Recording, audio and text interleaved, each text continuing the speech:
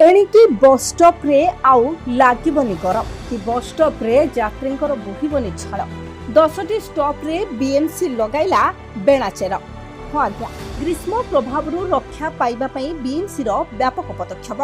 सहरर bus stand रे BMC लगाइला स्वतंत्र बेणाचेर।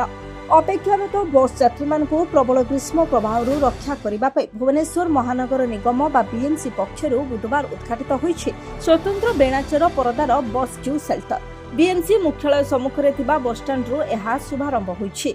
सहरर 10 गोटी प्रमुख बस स्टॉप रे एही स्वतंत्र बेणाचेर तयारी होइथिबा बस क्यू सेल्टर होईछि। सेगुडिक मध्यरे रूपाली छक, बाणीबिहार निकट वाटको ऑफिस सम्मुख, बाणीबिहार पांटलुन सम्मुख, रसुलगोड़ जयदेव बिहार छक, डमणा छक, राजधानी कॉलेज गेट सम्मुख, राजधानी कॉलेज एवं बेणचरा निर्मित बस क्यू सेल्टर रे दैनिक 3 थर लेखाए पानी दिया जाउछि।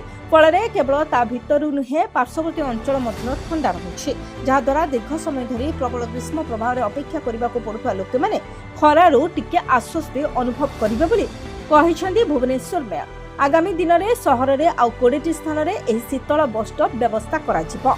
सेपटे ग्रीष्म प्रवाह जनसाधारण बुला पशु पक्षी को सुरक्षा देवा बीएमसी व्यापक पदक्षेप नेछि। दीर्घस्थायी एवं प्राकृतिक उपाय समस्त को सुरक्षा देवा उद्यम जारी रखिछि।